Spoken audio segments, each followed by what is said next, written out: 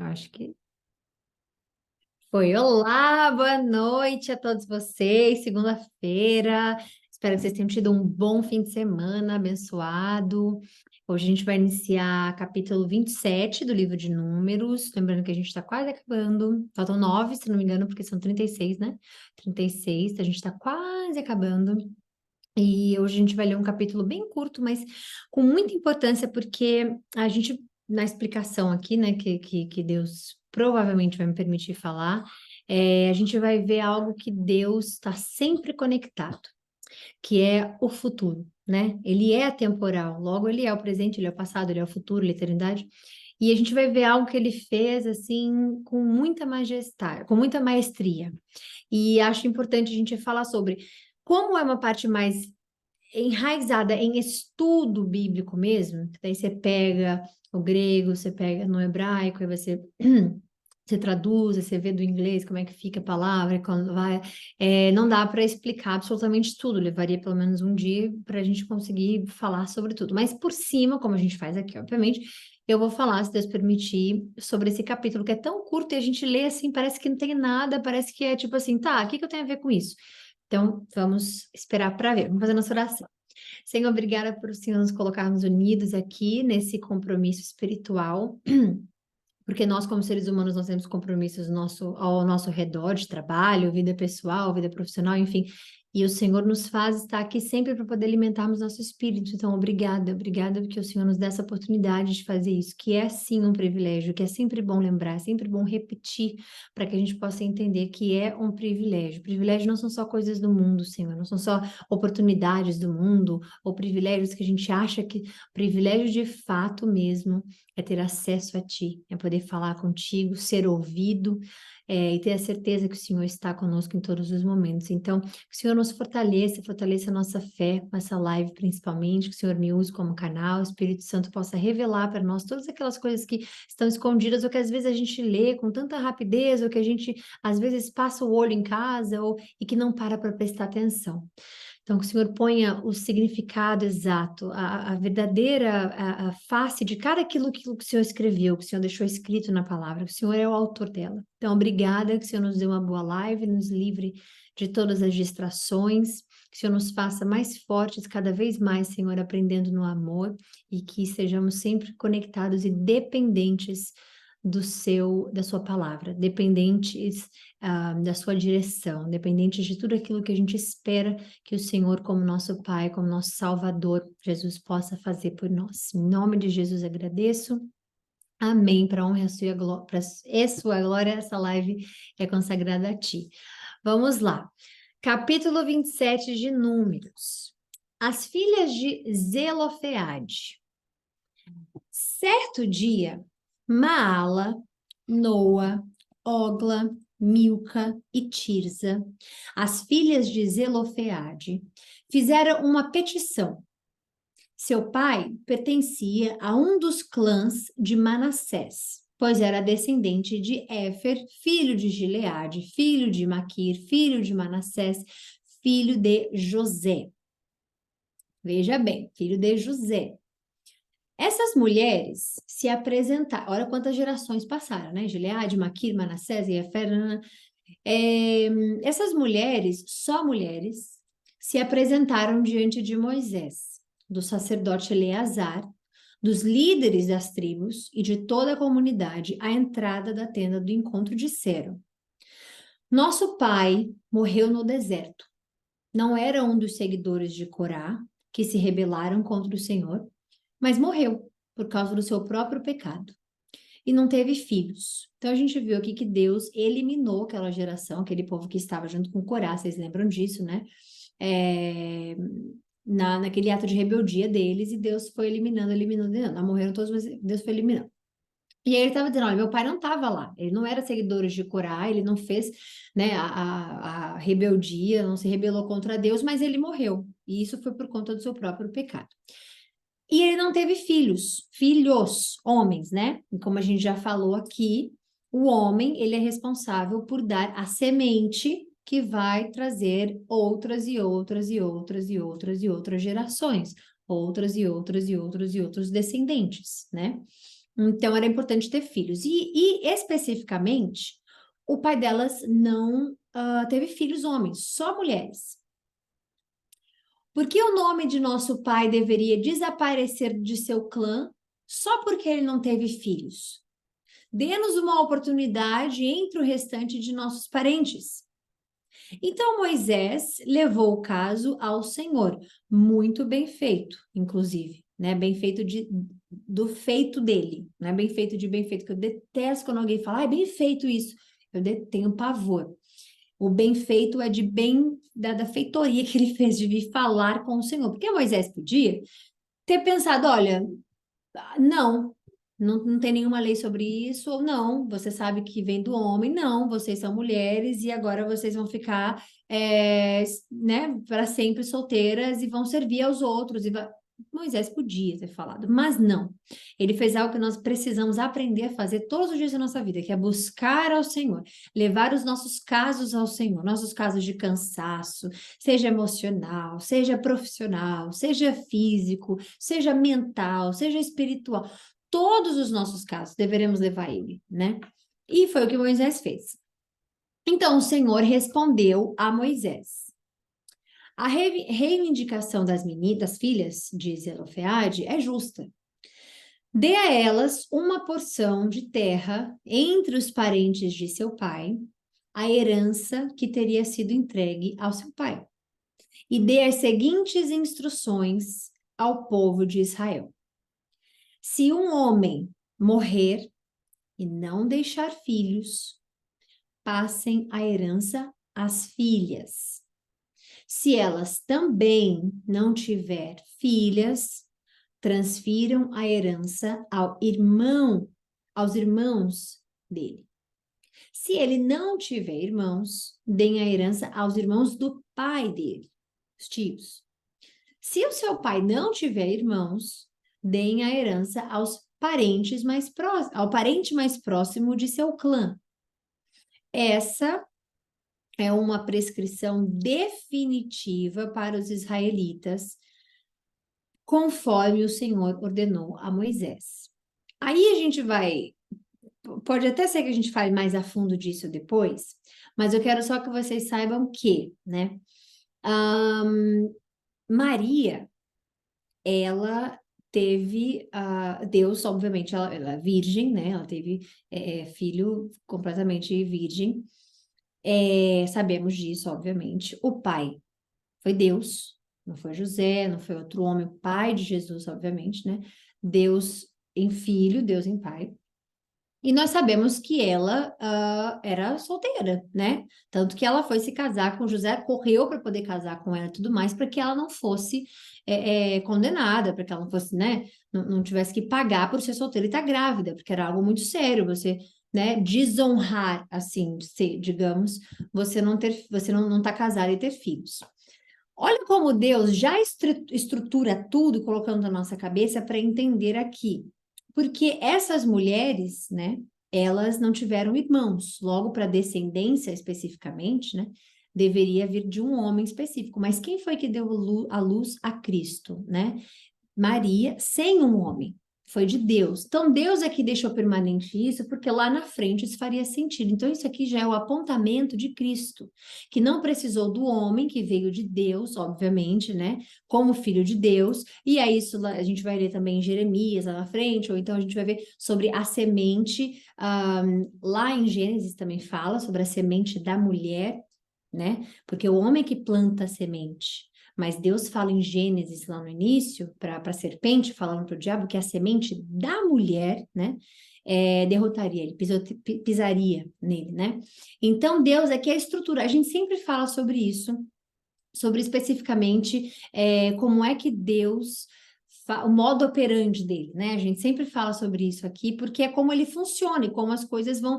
Então, Deus estrutura tudo muito perfeitamente.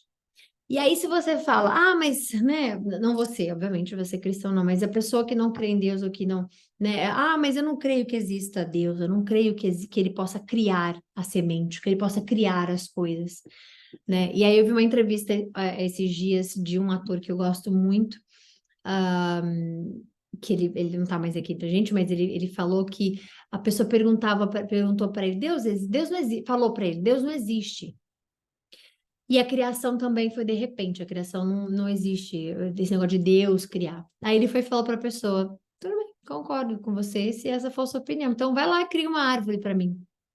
Ele falou, vai lá e cria uma planta, vai lá e faça uma planta, de fazer, não de criar, de pegar uma semente e botar na terra, né, colocar água e crescer. Faça, crie, eu quero que você faça uma planta. E aí a pessoa ficou muda. Então, a parte, né, da criação é muito, o nascimento de Cristo é algo que você precisa realmente crer para você ser salvo, porque você não pode simplesmente buscar a ciência para explicar como é que Maria ficou grávida, virgem, né, tudo mais. Então Deus já nos mostra aqui que essa lei, né, e isso tem a ver também com descendência, tribo de Judá, isso mais lá na frente a gente vai falar, se Deus tocar nesse assunto especificamente, né, mas Deus está mostrando aqui, né, sobre essas mulheres que foram lá reivindicar e disseram, deixe nós darmos a continuidade, né, como diz, a herança, né, a descendência, por que que, né, e aí a gente vê o quão perfeito Deus é em seus planos, né, porque Maria teve filhos aqui, né, que não, lá na frente, Maria teve filho especificamente, não os, mas filho especificamente, Jesus falando, ela teve os, mas filho Jesus, e isso é uma coisa muito importante a gente ver, que Deus, ele está prestando tanta atenção no futuro e às vezes coloca na nossa frente algo tão claro. É muito difícil você encontrar alguém que estudou a Bíblia, ou alguém que lê a Bíblia, alguém que tem um processo de teologia, por exemplo, que para e presta atenção nisso. Porque é um estudo muito mais a fundo. Você tem que, como eu falei, pegar do hebraico, pegar do grego, traduzir, pegar a árvore genealógica toda, né? Isso a gente vê, por exemplo, a diferença quando Lucas, né, o livro de Lucas, ele inicia com uma árvore genealógica, ele começa todos com os descendentes, mas ele pega, porque Lucas não era judeu, né? Lucas, ele era gentio, ele era médico, então ele começa do início, ele não vem pelas tribos, né? O pai, porque todos eles, os outros que você vão ver, eles vão chegar até Abraão, que é o pai, onde o início tudo.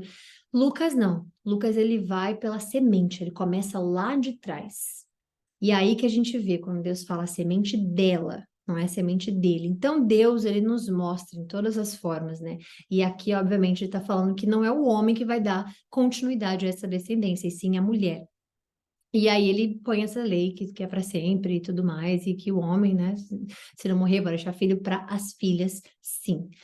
E por aí vai. Mas era isso. Então, é um versículo, é um capítulo que passa rápido, né, essa parte, e você vai lendo ali quem é isso, quem é fulano, quem são as filhas, e quem é, né, a tribo, e aí vai para Manassés aonde, e você vê que ele vai chegando até onde ele tinha que chegar. Ele vai indo, vai indo, vai indo até chegar ali, né, e fala, Moisés conta o que Deus falou para eles, tudo mais, elas foram lá, com a petição, tudo mais, entregar. E Deus entendeu, Deus acolheu e, obviamente, fazia parte, já faz parte do plano dele. Enfim, era essa mais a explicação para isso.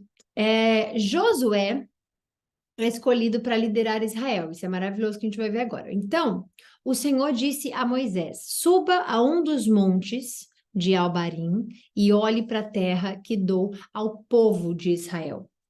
Depois de vê-la, você será reunido a seu povo como o seu irmão Arão, ou seja, vai morrer. Porque, né, Arão já morreu, a gente já sabe disso, e ele está aqui falando, depois de vê-la. E aqui ele fala, ao povo de Israel que será dado. Ele não incluiu Moisés, Deus não inclui Moisés. Então, aqui ele fala, depois de você vê-la, porque Deus ainda tem misericórdia. Deus não botou Moisés lá em cima para ver, e falou assim, eu vou lá para ele ver o que que ele perdeu, ou então para fazer ele ter vontade, ou para ele sofrer. Não, Deus foi lá e olha, eu sou justo, você fez por onde não entrar na terra prometida, você foi contra mim, você se rebelou contra mim num certo momento, você foi contra o que eu te ordenei a fazer, logo você não está apto, você não está mais apto a fazer todo, né, de pegar a responsabilidade e continuar, porque você pode fazer isso a qualquer momento de novo. E isso vai continuar acontecendo até Cristo, porque o único que nos obedeceu Deus, o único que ficou firme, o único foi Cristo. Então você vai ver, ele vai passar para Moisés, que vai passar agora para Josué, não falei José, desculpa, Josué, e não vai dar todos os poderes que Moisés tinha para Josué, porque ninguém se compara a Moisés para Deus nesse caso, né? Então ele não vai dar todos os poderes que Moisés tinha. Moisés podia fazer milagres, vocês viram tudo que Moisés fazia, né? Milagres e sinais de milagres e falava com Deus diretamente. Josué não vai falar. Então Deus tinha um amor por Moisés, obviamente, mas Deus é justo. E cada vez mais que a gente para falar sobre a justiça de Deus, cada vez mais que a gente entende que Deus é justo, a gente para de usar o nosso parâmetro de justiça. Fulano é bom, fulano é ruim, fulano é legal, fulano é chato, fulano não merece passar por isso, aquele merece, aquele não merece, aquela merece. Quanto mais a gente entende que Deus é justo, e quanto mais a gente lê a palavra de Deus e vê que Deus não distingue mesmo, como está escrito mais lá na frente ainda, no Novo Testamento, que Deus não distingue pessoas, e ele vê, obviamente, o coração e tudo mais. Quanto mais a gente entende isso, mais a gente sabe que Deus não vai parar para mim, para você, não vou fazer isso com você especificamente, porque você é muito legal. Não, ele não vai fazer isso. Deus, ele é justo, ele aplica a sua justiça porque faz parte de um caráter íntegro. Então, ele está sempre movendo a justiça baseado no que ele conhece, né, que é o nosso coração, que nós não conhecemos de ninguém, só ele tem acesso ao coração. Então, a gente consegue entender o caráter íntegro de Deus. E aí a gente, então, por exemplo, desde que eu comecei a estudar a palavra de Deus, né? Óbvio que teve alguns casos que eu ficava assim, deixa eu pensar aqui como eu posso arrumar resposta para isso, ou como o Espírito Santo sempre me guiando, sempre me guiando. Eu nunca, depois de conhecer Deus e a palavra de Deus, eu nunca mais questionei algo acontecer. Eu nunca fui de questionar, sinceramente, porque eu sempre entendi a soberania dele, mas entendendo a palavra de Deus, você não fica mais com aquela dúvida. Por que será que isso está acontecendo? Por que isso acontece com fulano X, Y, Z e não acontece com ABC? Por que que E você entende que o plano de justiça de Deus, ele funciona para tudo e para todos, né? E isso significa que, às vezes, o que para nós é algo injusto de acontecer com pessoa X, Y, Z, é justo com a pessoa ABC e a gente fica, né? Por que Deus isso? Porque... E não. Então, Deus, ele é justo. Se você fosse olhar a história de Moisés com o seu olhar, se nós fôssemos parar para ver, poxa, depois de tudo que Moisés fez, mas depois de tudo que ele não vai para a Terra Prometida, depois de tudo que Moisés... Mas Deus aplica a sua justiça, né? Então, é uma coisa importante da gente compreender. E o momento de Moisés acabou ali, né? Porque a gente podia pensar, mas e a misericórdia? Mas e o perdão?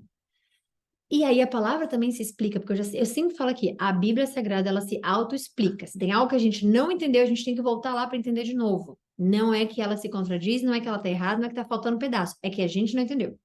Então, a palavra diz, né, que quanto mais responsabilidade, muito é dado para um, muito será cobrado, né?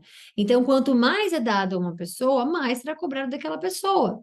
Se a pessoa quiser ser menos relevante ao mundo, né, aí vai dela falar com Deus, Deus, não quero essa missão, não quero ajudar, não quero não sei o quê. E aí Deus decide o que ele quer fazer. Se ele quer levar a pessoa, tá bom, então vem que você não tem mais nada para fazer aí, né? Ou se Deus vai simplesmente acompanhar a vida dela até que o propósito dela seja de fato, né, usado e feito aqui na Terra, se for a vontade dele. Então, entender que Deus usa a misericórdia na hora que ele tem que usar a misericórdia, como ele tem que usar a misericórdia dele, como ele mesmo fala, terei misericórdia de quem eu quiser ter misericórdia. Perdoarei quem eu quiser perdoar, tudo que ele fala, né? É, eu acho que isso nos dá mais entendimento sobre ele, isso nos dá mais, até mesmo para com o próximo, quando alguém vem falar de Deus, ou questionar por que que fulano tem isso e eu não tenho, por que que acontece isso naquele país e não acontece nesse, acho que isso é até mais para nós mesmo, para a gente poder aprender que Deus ele é íntegro, e o que ele escolher fazer com qualquer coisa, pessoa, nação, século, ano, mês, dia, tem o porquê da justiça dele estar ali, porque ele é íntegro. Se tem algo que Deus o que ele é íntegro. Se tem algo que ele tem, é integridade. Então ele mostrou para Moisés a terra e falou: você vai se juntar ao seu irmão, Arão, né? No caso, você vai ser reunido com ele, não vai mais estar presente fisicamente. Pois vocês desobedeceram as minhas instruções no deserto de Zim, quando a comunidade se rebelou. Vocês não demonstraram, ele está falando de Arão. Vocês não demonstraram a minha santidade para eles, junto às águas. Para quem lembra que ele bateu na pedra, né? Na rocha. Essas águas são as águas de Meribá, em Cádiz, no deserto de Zim. Então, Deus deixou aqui né, um mapa. Então, Moisés disse ao Senhor: eu amo, amo, amo, amo. Veja, Senhor, o que a gente acabou de falar. Tu és o Deus que dá fôlego a todas as criaturas. Se tem alguém que acha que respira sem Deus, tá muito do enganado, ou muito da enganada, porque a gente é criatura. Nós cristãos somos considerados filhos, mas porque nós dividimos a herança com Jesus, então nós somos filhos também por conta de Jesus, mas aquele que não crê em Cristo não divide a herança e é criatura, não é filho, né? Deus dá fôlego a todas as criaturas, mas nós nascemos criaturas. Por favor, indica um homem para ser o novo líder da comunidade. Em nenhum momento Moisés disse: você está brincando? Depois de tudo que eu fiz? Mas o senhor não vai ter piedade comigo, porque eu tirei do Egito, eu trouxe, eu abri mar, eu fechei mar, eu mostrei isso, eu mostrei aquilo, eu subi, eu fiquei 40 dias escrevendo tuas leis, o senhor vai me tirar daqui agora, eu não vou conseguir nem poder ir lá. Então, a misericórdia dele foi implantada, ele falou, vai lá e veja o que o seu povo vai herdar, né? Vai lá e veja o que de fato vai acontecer, mas você não estará presente. Então, quando muito é dado, muito é cobrado, isso é bíblico, obviamente, a gente entende que há momentos da nossa vida em que fica difícil mesmo, por muitas coisas, mas que nós temos também uma responsabilidade, né? E Moisés não cumpriu com a dele. E é pior ainda, porque aqui, quando Deus fala sobre Moisés especificamente, ele fala assim: vocês desobedeceram as minhas instruções no deserto, dizem, quando a comunidade se rebelou, isso aqui isso é crucial. Vocês não demonstraram a minha santidade. Então, isso é crucial para a gente entender que a santidade de Deus, ela não é algo de se brincar, né? Então, Moisés disse ao Senhor, tudo mais. Então, isso aqui é Moisés dizendo, Senhor, não vou questionar, o Senhor é soberano, sabe de tudo, só por favor. Porque, obviamente, Moisés tem apego àquele povo, ele tirou aquele povo do Egito, ele ama aquele povo, ele serve a Deus por conta daquele povo. Então, ele falou, pelo menos indica, por favor, né? Indica um homem para ser o novo líder. Dá a eles alguém que os guie, aonde quer que forem. E Moisés sempre zelou, sempre intercedeu por eles, né? Você lembra? Vocês lembram? Moisés sempre orou para Deus. Quando eles erravam e tudo mais, Moisés ia lá, Senhor, tenha misericórdia. Senhor, e sempre. Então aqui não foi diferente. Dá a eles alguém que os guie, onde quer que forem, os conduza nas batalhas, para que a comunidade do Senhor não seja como ovelhas sem pastor. E o Senhor respondeu: convoque Josué, filho de Num, em quem está o Espírito, e coloque as mãos sobre ele. Então, ele já mandou quem está o Espírito. Então, o Espírito dele não é como é com a gente agora, que a gente tem acesso e a gente tem o Espírito Santo através de Jesus. Naquela época não era assim. Então, ele já mandou o Espírito a Josué e falou, vai lá e põe as mãos sobre ele para ungir ele e tudo mais. Apresente-o ao sacerdote Eleazar diante de toda a comunidade e encarregue-o publicamente de liderar. Transfira a ele parte da sua autoridade para que toda a comunidade de Israel lhe obedeça. Quando for necessário, receberá a orientação do Senhor. Ele não vai falar diretamente como Moisés falava, ele vai falar com os sacerdotes e vai receber as orientações do Senhor. Josué se apresentará diante do sacerdote Eleazar, que usará o Urim perante o Senhor para determinar sua vontade. É pela palavra de Eleazar que Josué e toda a comunidade de Israel decidirão tudo o que devem fazer. Moisés fez o que o Senhor ordenou. Apresentou Josué ao sacerdote Eleazar e toda a comunidade. Colocou as mãos sobre ele e o encarregou de liderar o povo, exatamente como o Senhor havia ordenado por meio de Moisés. Enfim, finalizamos a live aqui hoje. A gente volta amanhã, se Deus quiser, para honra e glória do Senhor Jesus, capítulo 28, quase acabando. Então, fiquemos unidos. E amanhã a gente se vê, tá bom? Então, bom descanso a todos vocês. Beijo, beijo, beijo e até amanhã, se Deus quiser.